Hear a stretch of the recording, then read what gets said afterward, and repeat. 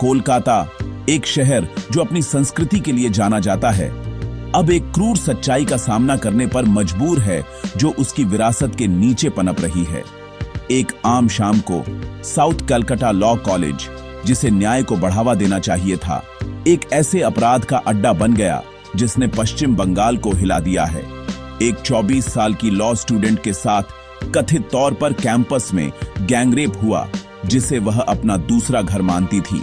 यह सिर्फ एक और हेडलाइन नहीं है, यह महिलाओं की सुरक्षा की नाजुकता का एक दर्दनाक रिमाइंडर है। यहां तक कि कथित सुरक्षित जगहों में भी आरोपी अजनबी नहीं थे, बल्कि पीड़ित को जानने वाले लोग थे।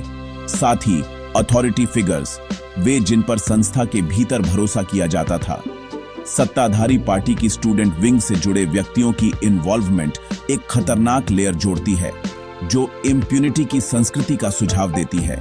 स्टूडेंट्स और पेरेंट्स का इन इंस्टीट्यूशंस पर जो भरोसा था, उसे गहरा धोखा मिला है, जिससे डर और गुस्सा पैदा हुआ है। सर्वाइवर की न्याय के लिए लड़ाई अब महिलाओं की सुरक्षा और डिग्निटी के लिए एक बड़े संघर्ष का प्रतीक है। इस वायलेशन की गूंज बनी रहेगी, जो हमारे समाज में न्याय के लिए अर्जेंट, अधूरे युद्ध का एक गंभीर प्रमाण है। 25 जून 2025 का हॉरर रैंडम नहीं था, यह एक कैलकुलेटेड बेट्रेयल था।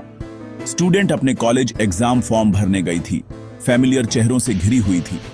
अपने काम के बाद वह कॉलेज यूनियन रूम में थी, एक ऐसी जगह जो कमरादरी के लिए थी, आतंक के लिए नहीं। यह ऑर्डील 3 घंटे से अधिक चला। मेन गेट बंद था, जिससे कैंपस एक जेल में बदल गया। यह असॉल्ट कथित तौर पर सिक्योरिटी गार्ड के रूम में हुआ, जिसमें ऑन ड्यूटी गार्ड भी आरोपियों में से था। हमलावरों ने अपने कंट्रोल में कॉन्फिडेंट होकर चिलिंग इम्प्यूनिटी के साथ काम किया। इस डार्क चैप्टर में सर्वाइवर का क्राइम रिपोर्ट करने का साहस ही एकमात्र उम्मीद की किरण है। लॉ कॉलेज, जिसे न्याय सिखाना चाहिए था, गहरे अन्याय का स्थल बन गया। उस रात बंद गेट्स ने सिर्फ एक विक्टिम को फंसाया नहीं, उन्होंने सुरक्षा और इंसानियत को बाहर कर दिया। यह भरोसे, डिग्निटी और उन सिद्धांतों का उल्लंघन था जिनके लिए यह संस्था खड़ी है। आरोपी बेनाम अपराधी नहीं हैं, वे कॉलेज सिस्टम में एंट्रेंच्ड हैं, प्रभाव का इस्तेमाल करते हुए।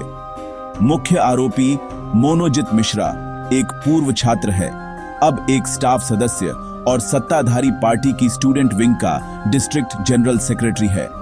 उसके साथ 2 वर्तमान छात्र और ऑन ड्यूटी सिक्योरिटी गार्ड विश्वासघात के एक भयावह चक्र को पूरा करते हैं।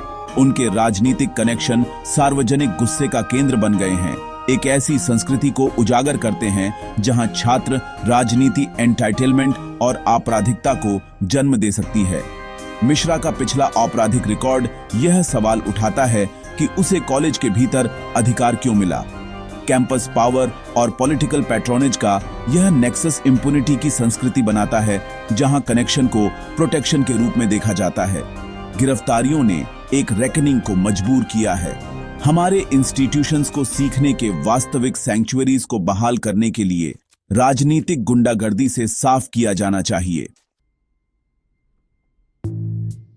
कोलकाता पुलिस ने शिकायत के तुरंत बाद चारों आरोपियों को गिरफ्तार कर लिया।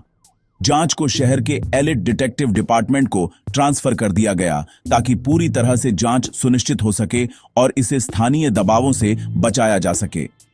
पुलिस ने एफआईआर को गंभीर आरोपों के साथ मजबूत किया, जो असॉल्ट की गंभीरता को दर्शाता है। एविडेंस कलेक्शन बहुत मेटिकुलस रहा है। गवाहों की गवाही, मेडिकल रिपोर्ट्स, फोरेंसिक आइटम्स और डिजिटल टाइमलाइंस सभी सर्वाइवर के बयान से मेल खाते हैं। एक वीडियोग्राफ्ड क्राइम सीन रिकंस्ट्रक्शन और 3D मैपिंग का उद्देश्य हर डिटेल को वेरीफाई करना है। पुलिस कमिश्नर ने जांच की दिशा में विश्वास व्यक्त किया है, लेकिन असली परीक्षा आगे है। राजनीतिक प्रभाव से अप्रभावित एक स्विफ्ट कन्विक्शन हासिल करना। न्याय में देरी या उसे पटरी से नहीं उतरना चाहिए। यह अपराध जल्दी ही एक राजनीतिक फायरस्टॉर्म बन गया। विपक्षी बीजेपी ने सत्ताधारी टीएमसी पर हमला किया, इस घटना को कानून और व्यवस्था की एक कैटास्ट्रोफिक विफलता के रूप में पेश किया। नेताओं ने पिछले मामलों से समानताएं खींची, यह तर्क देते हुए कि यह सार्वजनिक इंस्टीट्यूशंस में महिलाओं के खिलाफ हिंसा के एक डिस्टर्बिंग पैटर्न का हिस्सा था। टीएमसी सरकार दबाव में एग्जेम्पलरी पनिशमेंट का वादा किया, लेकिन आरोपी के पार्टी लिंक्स ने दोष को टालना मुश्किल बना दिया। विरोध प्रदर्शन भड़क उठे। बीजेपी रैलियां, छात्र संगठन और वकील सभी न्याय और एक इंडिपेंडेंट जांच की मांग कर रहे थे।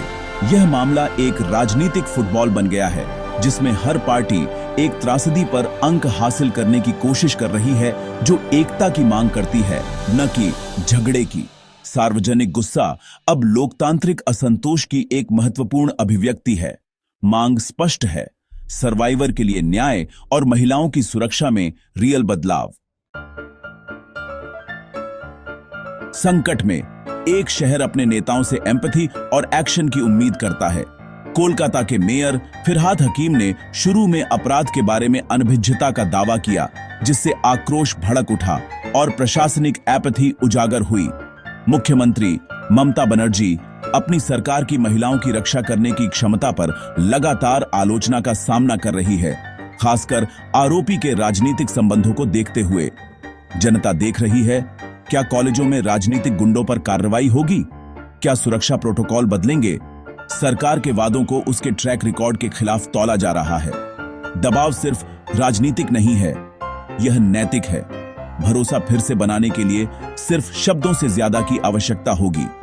यह पारदर्शी, निर्णायक कार्रवाई की मांग करता है। हर नागरिक की सुरक्षा सरकार की सबसे महत्वपूर्ण जिम्मेदारी होनी चाहिए। गैंगरेप ने सार्वजनिक गुस्से का एक फायरस्टॉर्म प्रज्वलित किया है, जो बयानबाजी या प्रक्रिया से बुझने से इनकार करता है। जीवन के सभी क्षेत्रों से प्रदर्शनकारी न्याय की मांग करते हैं, सर्वाइवर के लिए और सिस्टमैटिक चेंज के लिए। इस घटना ने सुरक्षा के भ्रम को तोड़ दिया है, जिससे सार्वजनिक इंस्टीट्यूशंस का एक दर्दनाक पुनर्मूल्यांकन हुआ है। सर्वाइवर के परिवार ने उसे सुरक्षा के लिए एक अज्ञात स्थान पर स्थानांतरित कर दिया है।